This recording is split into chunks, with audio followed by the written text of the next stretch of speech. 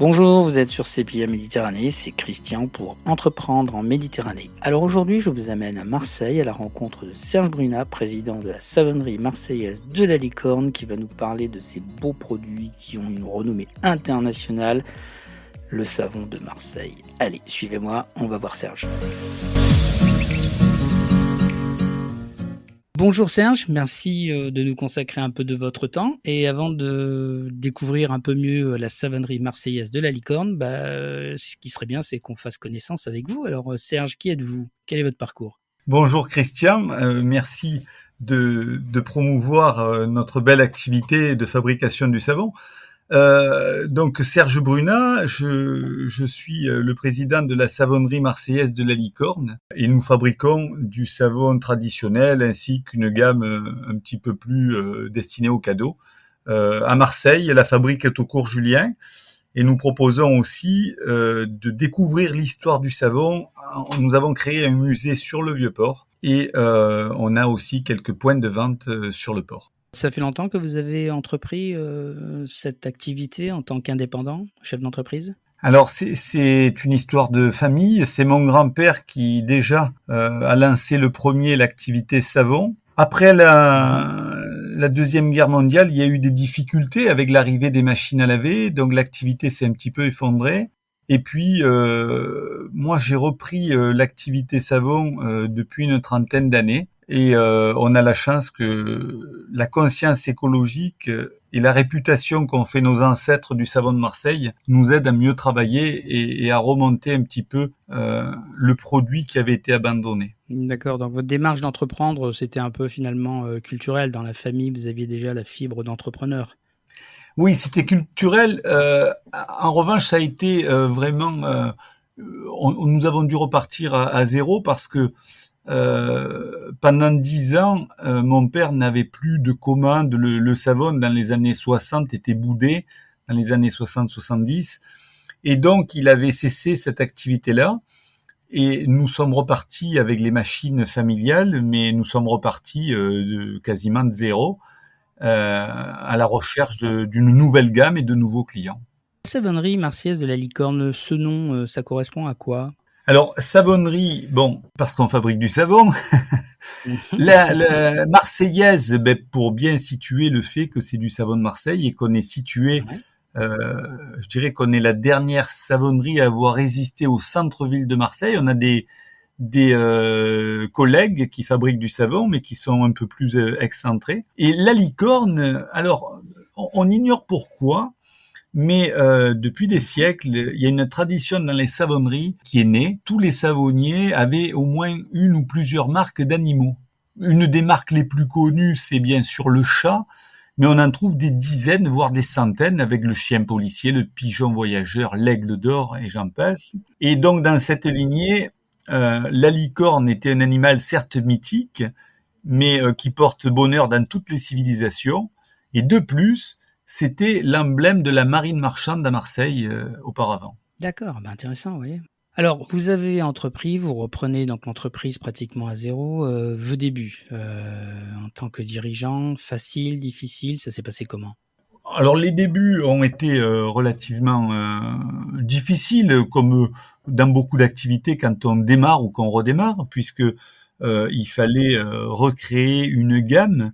On avait déjà certes la gamme traditionnelle, mais les envies ont évolué et nous avons dû repartir sans aucun client au départ, ce qui fait qu'il a fallu beaucoup prospecter. La première année a été la plus difficile et puis au fil du temps, on a choisi une gamme définie, on s'est tourné vers des produits, on a joué la carte de la qualité, de la rapidité d'exécution. Les clients, on essaie de les satisfaire le plus vite possible. C'est un souhait de beaucoup aujourd'hui. Mais voilà, effectivement, les débuts n'ont pas été faciles. Je dirais que il a fallu 3-4 ans pour bien que la gamme se diffuse. À aujourd'hui, on a la chance de travailler, on n'a pas de service commercial. C'est le bouche à oreille et le savon ayant un petit peu repris ses lettres de noblesse, on a chaque année une croissance à 2 chiffres, donc c'est bien. On est content, on est satisfait.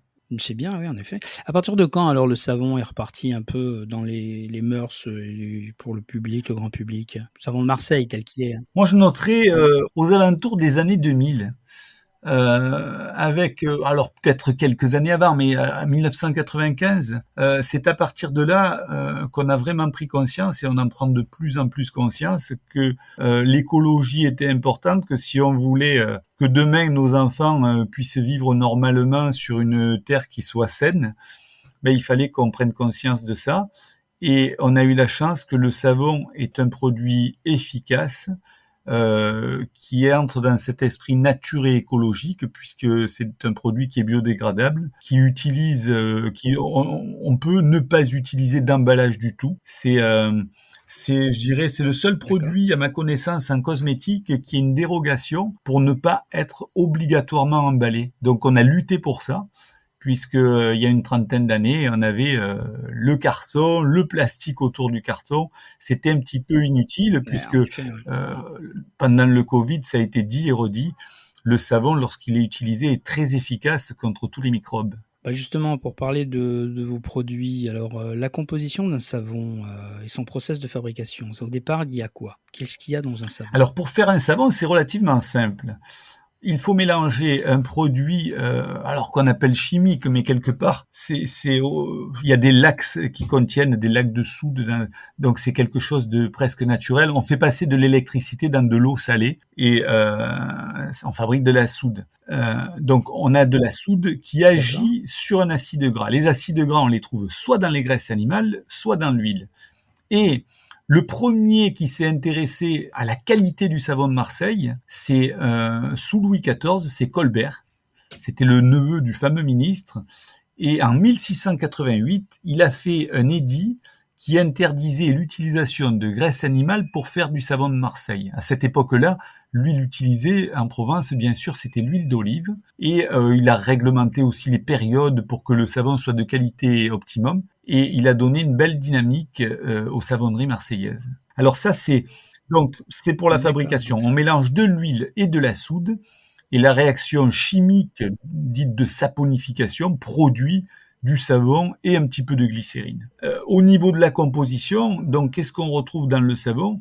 Ça peut être varié, ça dépend si beaucoup de clients souhaitent qu'on ajoute par exemple du beurre de karité ou de l'huile d'amande douce s'ils veulent un savon sur gras. Depuis longtemps en Provence, on est de grands fabricants d'huile essentielle de lavande et de lavandin, donc on trouve, il y a plus de 100 ans, des savons enrichis avec cette essence qui avait une odeur caractéristique et qui a aujourd'hui donne aussi l'image de la Provence, donc ce qui aide ce savon-là à être vendu. Donc globalement, on trouve du savon, on trouve de l'eau parce qu'il y a toujours de l'humidité dans le produit. On peut trouver des traces de sel si le savon a été rincé, si l'huile utilisée n'est pas tout à fait propre ou on n'en est pas certaine, donc on peut faire des rinçages avec de l'eau salée. Et des traces de glycérine qui est fabriquée par la réaction de saponification, puis ensuite les adjuvants, si je vous disais, si c'est du beurre de karité, de l'huile d'amande douce, des huiles essentielles, etc. Ce qu'on garantit, nous, c'est que le savon, oui, mais on garantit que même si on a mis un adjuvant, la qualité du savon, la pureté, elle est au moins de 72%. Pour schématiser, on dit souvent on met 72% d'huile et 28% de soude. En fait, on garantit que la teneur en savon est au moins de 72%. Ça garantit qu'on n'a pas triché, qu'on n'a pas laissé de l'eau au savon et que le consommateur achète un produit de qualité. bien et donc, aujourd'hui, vous produisez ce savon et quel type de machine? Qu'est-ce qui vous êtes équipé comment? On a un chaudron qui est ouvert et il y a 5 ans, on a investi dans un chaudron, comme je vous le disais, on est très engagé au niveau de l'écologie et donc on a investi dans un chaudron qui consomme 5 fois moins d'énergie parce qu'il est calorifugé, il est fermé. Il y a 100 ans, c'était pas la préoccupation première. Et donc on a un chaudron pour faire le savon, des mises, c'est-à-dire ce sont des bacs dans lesquels on coule le savon quand il est chaud. Ensuite, on a des affineuses, on appelle ça des laminoirs, ce sont des rouleaux en granit. On a la chance de travailler avec des machines centenaires, donc qui ont une âme. et on écrase le savon pour l'homogénéiser, pour le rendre le plus doux possible. Ensuite, on a une machine qui s'appelle la boudineuse où on va sortir, c'est comme une machine pour faire les saucisses en fait, on va sortir un boudin de savon, on le coupe en morceaux et on le passe dans des moules pour lui donner sa forme définitive. Et là, votre capacité de production, elle est de combien de vous parlez en On est en quoi? En capable, kilos, en alors tonnes, pour l'instant, on fait à peu près une centaine de tonnes par an. On est capable de doubler la production, donc ça nous laisse une marge de progression si c'est nécessaire. Et bon, après, pour faire plus, il faudrait effectivement faire des investissements. On préfère se développer tranquillement et maîtriser le développement. Donc voilà, on y va prudemment. Votre gamme est composée de combien de types de savons? Il y a des formes différentes, des parfums différents? Qu'est-ce Alors qui on fait a la 2 gamme axes de en vos fait savons? au niveau de la gamme. On a, une gamme traditionnelle, avec, le cube, neutre, le cube olive, la grosse savonnette ovale qui était utilisée, dans laquelle on met simplement un petit peu d'essence de lavande. Et on a développé une gamme plus cadeau, plus dans l'originalité, avec notamment, on a fait un savon en forme de sardine, puisque là, il y a une fameuse légende qui dirait qu'une sardine aurait bouché le port de Marseille, donc on explique un petit peu les histoires marseillaises. On a fait la triplette de pétanque, Mmh. où on a une boule au pastis, une à la lavande et une à la verveine avec le cochonnet. Donc on a évolué dans les formes, dans les parfums aussi, notamment avec des parfums comme le pastis. Ce sont les gens de Grasse. C'était une demande à l'origine d'un client aux États-Unis qui voulait quelque chose d'original et de typiquement marseillais. On lui avait parlé de la figue, etc. C'était déjà du vu et du revu. Et quand on lui a donné un échantillon au pastis, il a été séduit et on l'a mis dans notre gamme. D'accord, intéressant.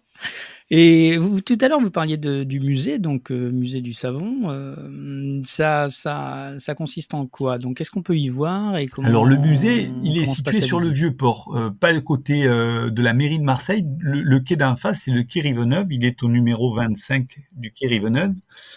Et donc c'est un local qui est magnifique puisque il abritait l'ancien arsenal des galères. Le bâtiment a été construit sous François Ier. C'est tout voûté en pierre.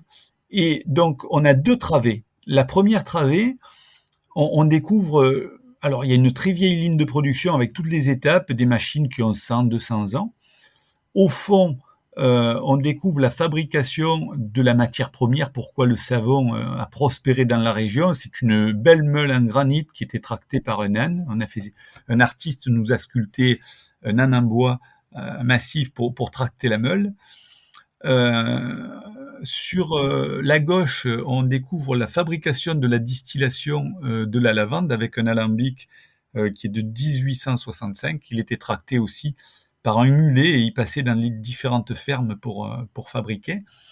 Et puis, bien sûr, il y a toute l'histoire du savon. Un artiste marseillais nous a fait différentes fresques. Alors, la naissance du savon, au moment de la préhistoire, le savon est né par hasard, un jour de pluie, puisque la cendre contient un petit peu de la soude. Donc, il faisait cuire un gigot, et la graisse du gigot mélangée à la cendre et à l'eau, il a vu que ça faisait des bulles, il a travaillé ça, et au fil des millénaires, on a amélioré le procédé pour avoir le savon d'aujourd'hui. Et puis différents objets, on a une lavandière, presse, avant que l'électricité arrive, où tous les savons étaient pressés à la main, une molécule de savon à l'olive, un petit clin d'œil à la chimie, et avec des panneaux qui expliquent un petit peu les différents objets présentés, et à disposition pour guider et renseigner. Nous avons une personne qui est là pour guider le visiteur. Et dans la deuxième travée, donc, on a la possibilité on a une petite unité où on a un petit chaudron, c'est une savonnerie un peu en miniature, et le visiteur peut se couper lui-même le savon, participer à la fabrication, il se coupe le savon, et il choisit ses tampons, il va en fait personnaliser son savon, et il va partir avec le savon qu'il aura fabriqué. au fond de cette travée, on a un atelier des senteurs D'accord. où là, c'est un petit jeu. Il y a une quinzaine de senteurs traditionnelles qu'on a l'habitude d'avoir dans les savons. Et il faut essayer de deviner, mais si on ne trouve pas, on relève une palette et on a la réponse. D'accord, ah bah, c'est original, c'est bien, c'est intéressant et il y a du monde qui y passe? C'est saisonnier ou c'est toute l'année que vous avez de la visite comme On a ça? plus de monde, c'est la période où, au niveau national, plus de gens vont en congé. Mais pendant l'année, on a des scolaires qui viennent visiter le musée. Euh, Même l'hiver, on a des groupes, des groupes de personnes qui ne travaillent plus ou qui ne travaillent pas et qui réservent et qui viennent visiter, ou spontanément. On a été, alors, entre la visite on fait visiter l'atelier aussi au cours Julien. À 11h, 15h ou 16h, on peut découvrir la fabrication du savon. La visite est gratuite et c'est tous les jours sauf le dimanche.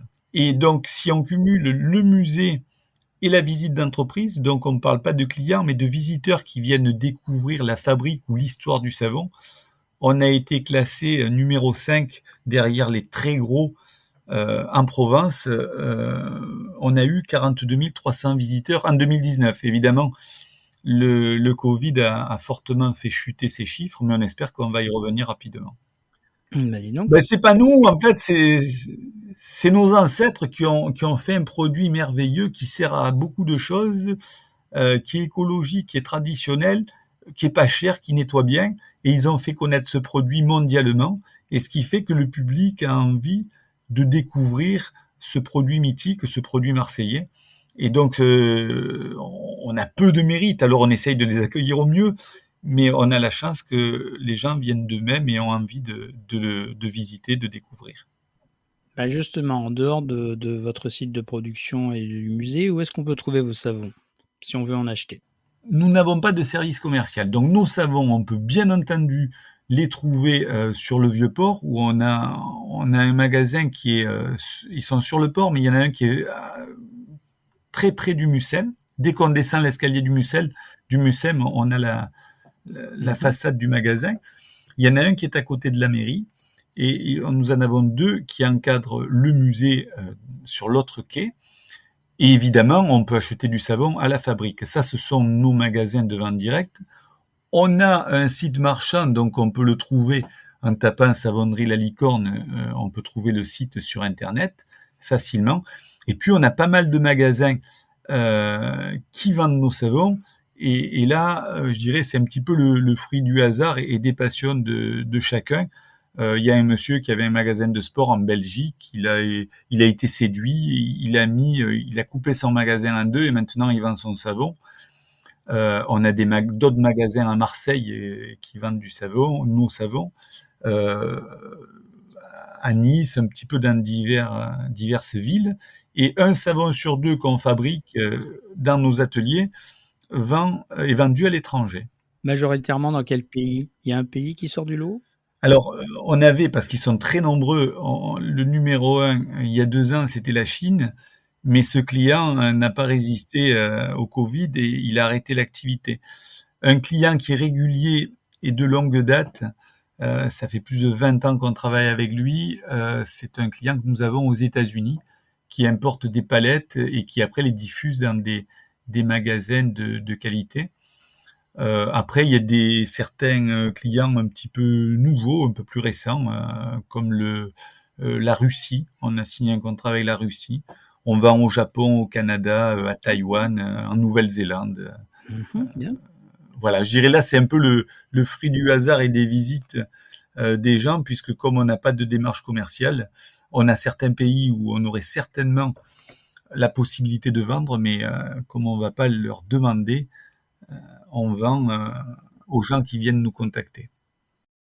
Alors aujourd'hui, vous dirigez, une belle entreprise, en tant que manager, quelles sont vos valeurs? Vous avez des valeurs particulières à placer dans le top 3? Bon, j'ai vu que l'écologie, a priori, c'est quelque chose d'important pour vous, le respect d'un produit qui soit clean. Oui, oui, oui, on va pas en reparler.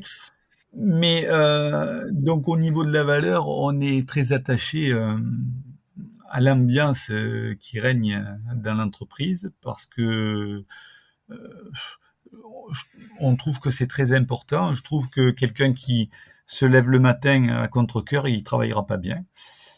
Ça, c'est la première chose. Après, évidemment, on a la qualité du produit qui est primordiale. C'est ce qui nous permet de vivre, hein, parce que des savons, on en trouve partout, à tous les prix. Et donc, si on veut se démarquer, on est intraitable là-dessus. On a certains clients qui voudraient, pour arriver à avoir un rabais qu'on mette, par exemple, quand on met de l'huile essentielle de lavande, ils voudraient qu'on divise la quantité par 2 pour avoir un prix. On s'y refuse parce que on veut pas que notre marque soit associée à un produit médiocre. Donc ça c'est le deuxième, le top 2. Et le top 3, que je dirais, alors quand je dis un top 3, mais on le donne en top 1 quand on a de nouveaux collaborateurs. Tous nos amis qui travaillent avec nous le savent, mais les nouveaux, quand on les intègre, la première chose, c'est la sécurité au travail. Donc on a 3, moi je dis toujours, la première chose, si vous me cassez une machine, je ferai pas de grand sourire, mais je ne vous en veux pas. Par contre, si vous mettez votre sécurité en péril, ça je pourrais pas l'accepter. Donc sécurité, qualité, et puis après le reste vient. Et on peut trouver combien de personnes alors dans votre entreprise? Combien de personnes pour produire vos savons de qualité? Oh, nous sommes 9. Alors c'est des plus ou moins d'ancienneté, hein. Tout le monde est à peu près polyvalent. Et bon, en administratif, il y a 2 personnes qui s'occupent un peu plus de la partie administrative, compta, etc. Donc ils savent faire, mais ils sont moins souvent sur le terrain. Mais toutes les autres personnes peuvent travailler à n'importe quel poste. C'est ce qui fait un petit peu notre force. Ok. Quelle est la moyenne d'âge à peu près? C'est un personnel qui est jeune? C'est varié? C'est mixte? D'abord, est-ce qu'il y a une mixité, voilà, homme-femme? Comment ça c'est composé de quelle façon? Ouais, homme-femme, c'est mixte. On a 5 et 4. Mhm. Au niveau de l'âge, c'est relativement jeune parce que en fait, notre moyenne de recrutement, quand on a des recrutements à faire, en fait, je suis maître savonnier. C'est un diplôme qui est décerné par la Chambre des métiers. Et donc, on Mhm. s'engage à ce niveau-là à former aussi des jeunes, et c'était une volonté. Ce qui fait qu'on reçoit régulièrement des gens qui font des stages plus ou moins courts, ça peut être 6 mois, qui sont issus d'écoles de chimie. Ça nous permet de nous connaître mutuellement, et tous les gens qui sont avec nous sont issus de ces écoles-là. Il faut qu'ils aiment le produit, il faut qu'ils aiment le métier, il faut aimer la diversité, puisque comme je vous disais, aujourd'hui il va faire du savon liquide, demain il fera du savon solide, et peut-être après-demain il fera de la qualité. Donc il faut aimer un travail varié, et ce qui fait que c'est relativement jeune, parce que même le plus ancien, je dirais que notre chimiste, il a 20, non, ça fait plus de 20 ans qu'il est là. Il, il a pas encore 40 ans, mais il est arrivé chez nous quand il a passé le bac. On lui a fait passer le BTS en alternance, ensuite une licence, puis un master. Et donc, malgré qu'il ait plus de 20 ans d'expérience, il n'a pas encore 40 ans. Donc, il y en a qui sont beaucoup plus jeunes. Je dirais que la moyenne d'âge, alors moi, je la fausse un petit peu. Je suis plus âgé. Mais, mais allez, si je me retire, on va dire qu'on est Ouais. entre 30 et 35 ans. Ah, c'est jeune, c'est bien, ouais, ouais. Ouais, relativement. Et quand vous avez besoin de recruter, c'est difficile pour vous ou pas? Pour l'instant, on n'a jamais eu de difficultés. Non, parce qu'on reçoit, alors les stages s'enchaînent, on essaie d'avoir en permanence, enfin en permanence sauf les périodes, mais là, par exemple, la semaine prochaine, on a un stagiaire qui arrive, il prépare un BTS de chimie. Ensuite, en janvier, on va avoir des gens qui font une licence, et les masters, c'est plus vers le mois d'avril. Et ce qui fait que on voit 3-4 stagiaires chaque année, et on recrute pas chaque année non plus. Et donc, avec le nombre de personnes qu'on voit, il y a toujours des personnes qui trouvent un intérêt, qui apprécient l'ambiance décontractée et qui restent avec nous. Alors bon, on a connu une période difficile avec, cette épidémie. Au niveau de l'entreprise, en dehors de cet épisode, difficile, comment voyez-vous l'avenir de votre entreprise? Bah, l'avenir, on a toujours été, je peux pas dire qu'il y a jamais eu des questions qui se sont posées avec le Covid. On n'a jamais eu de grandes inquiétudes. Si vous voulez, si on conserve, le problème, c'est qu'on a joué la carte du tourisme, en plus de notre activité au niveau de l'export, des grossistes, on a joué quand même la carte du tourisme. On a un magasin à Turin, on a 5 points de vente à Marseille en propre.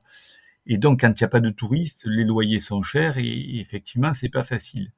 Ceci dit, et on voulait absolument pas que ça arrive parce que, comme je vous disais, c'est une entreprise, c'est comme une famille.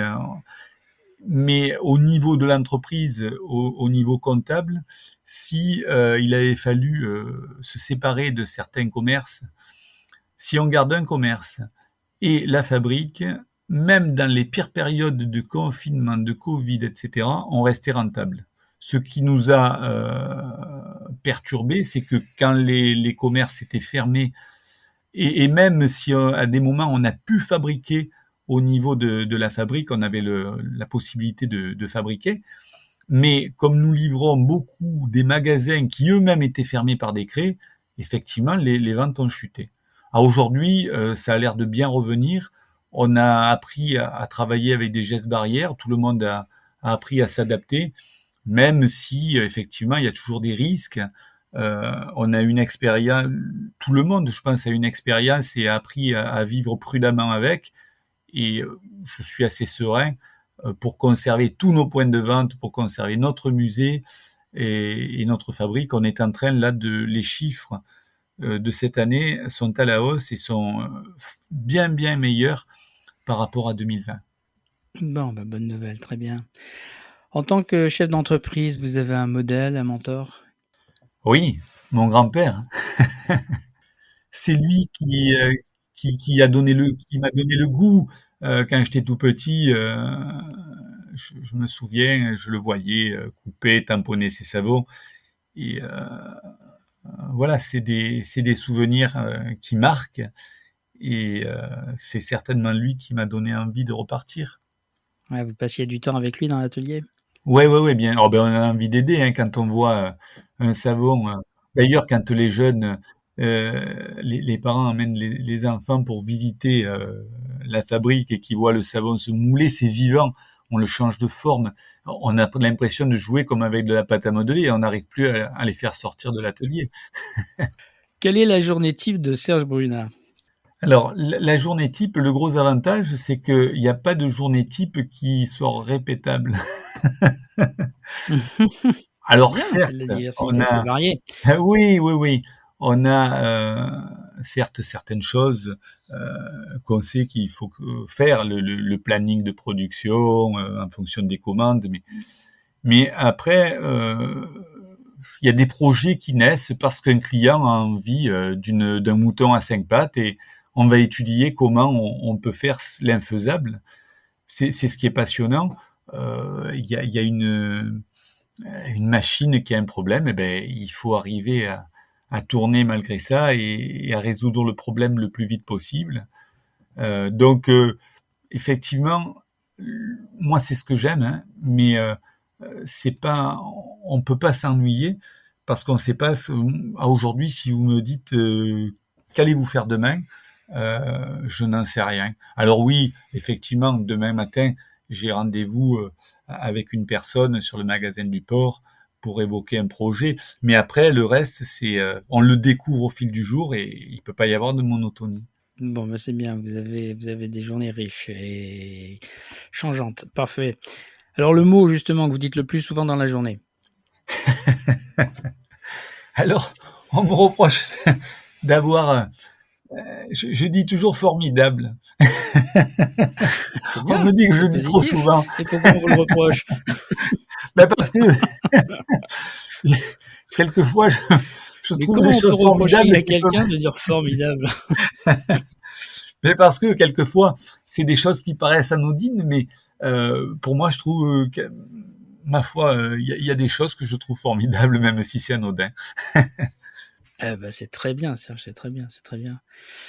Alors vous êtes sur Marseille donc, hein, bah, en bord de Méditerranée. Pour vous, c'est un plus dans votre vie? C'est une chance? Ou vous auriez pu être, bon, peut-être pas pour faire du savon de Marseille, mais être ailleurs, ça vous aurait manqué la Méditerranée ou pas?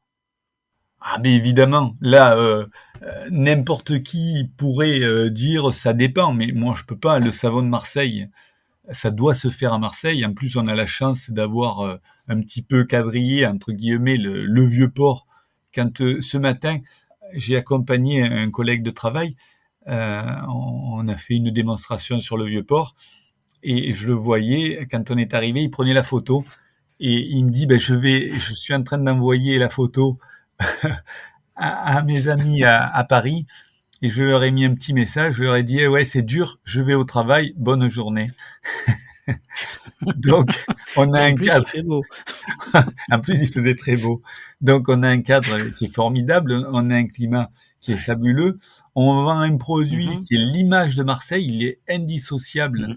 de la ville de Tout à Marseille. fait. D'ailleurs, j'ai une anecdote, on a notre client aux États-Unis qui nous a fait rire parce qu'il nous disait que il a plus évidemment beaucoup de clients et à plusieurs reprises, pas une seule fois, à plusieurs reprises, il a rencontré des gens qui connaissaient parfaitement le savon de Marseille, mais qui ignoraient totalement que Marseille était une ville en France.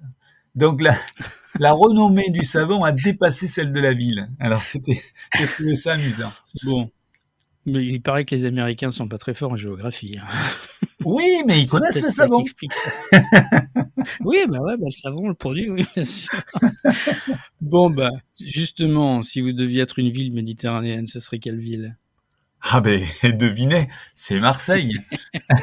Ouais, j'attendais pas une autre réponse. Maintenant, par contre, si vous étiez un plat méditerranéen. Alors, moi j'adore alors c'est le plat. Alors vous allez dire c'est la même chose, mais pour moi c'est un petit peu différent. J'adore la soupe de poisson Mmh. ce qui va de pair, c'est bien sûr la bouillabaisse, mais seulement la soupe, déjà vous faites un heureux. Parfait. Bah, écoutez, si on a l'occasion de se rencontrer, de déjeuner ensemble, bah, je vous offrirai une soupe de poisson, Serge. Vous devez jeter une bouteille à la mer, donc vous allez glisser un message à l'intérieur de la bouteille. Qu'est-ce que vous écrivez sur le petit bout de papier? Venez découvrir le savon de la licorne. C'est un savon D'accord, bien. qui sert à tout. Le savon de Marseille, hein, je vais dire, ne soyons pas chauvins. C'est un savon qui sert à tout. Il est écologique. Il sert aux agriculteurs. On le pulvérise contre les pucerons. Les peintres nous en achètent pour nettoyer leurs pinceaux. Les pinceaux de qualité, j'entends. Les grands cuisiniers qui ont de vieilles casseroles en cuivre nous achètent du savon parce que c'est miraculeux. Il enlève bien sûr les tâches les plus difficiles sur le linge. Il est économique. Il vous fait la peau douce. Les menuisiers l'utilisaient quand il n'y avait pas les visseuses électriques parce qu'il aide les vis à mieux rentrer. Les maçons l'utilisent pour imperméabiliser les façades dans leur crépi. J'en passe. Hein. Voilà, Bah, c'est dis un donc. produit qui est pas cher, qui est efficace, qui a augmenté l'espérance de vie. Qu'est-ce que vous voulez de plus? Bah, une chanson. Donc, comme on est une web radio et qu'on termine toujours nos entretiens avec une chanson choisie par, l'invité, bah, vous choisiriez quelle chanson pour terminer notre entretien? Ah ben notre canne-bière, notre canne-bière, en partant du Vieux-Port. Bah bah, c'est bien, vous êtes pur marseillais, Serge. J'y suis attaché. Bon, écoutez, si je devais vous souhaiter quelque chose avant la fin de cet entretien, ce serait quoi? Eh bien qu'on puisse prendre une bonne bouillabaisse ensemble. Ah bah, avec plaisir, Serge. Écoutez, on va arrêter l'enregistrement et puis on va prendre date, d'accord? Merci pour tout, merci beaucoup Christian. Merci Serge, merci pour votre temps. Ça a été un plaisir de vous rencontrer. C'était très intéressant et puis je doute pas que tous nos auditeurs seront intéressés et par une visite, au moins sur votre site et puis à Marseille s'ils sont de passage dans cette très belle ville du sud. Je vous souhaite une très bonne journée et puis je vous dis à très bientôt autour d'une bouillabaisse, Serge. Merci beaucoup, à bientôt Christian, merci. Au revoir. Au revoir. Voilà les amis, on va laisser Serge quitter donc la savonnerie Marseillaise de la Licorne en musique avec la musique que Serge nous a proposée, notre canne bière. Allez, bon sang sur ces pieds méditerranéens. Mais vous êtes sur la canne-bière, aux quatre coins du monde, indiscutablement. On aime sa faconde et ses mille défauts charmants. Elle a la grâce brune des filles du midi. Il n'en existe qu'une, voilà pourquoi chez nous l'on dit. On connaît dans chaque hémisphère notre canne-bière. Et partout, elle est populaire. Notre canne-bière. Elle part du vieux port et sans effort, coquine de sort, elle exagère. Elle finit au bout de la terre, notre canne-bière. Comment vous la décrire, son charme est sans pareil. Joyeuse, elle s'étire comme un lézard au soleil. Internationale, pour l'amour tronc de l'air, elle est la capitale des marins de l'univers. On connaît dans chaque hémisphère notre canne-bière. Et partout, elle est populaire, notre canne-bière. Elle part du vieux port et sans effort, aucune de sort, elle exagère. Elle finit au bout de la terre, notre canne-bière.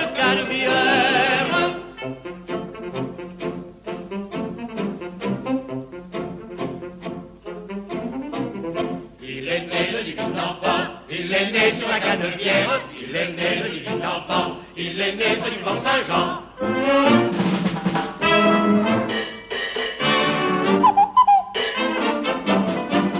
Elle finit au bout de la terre.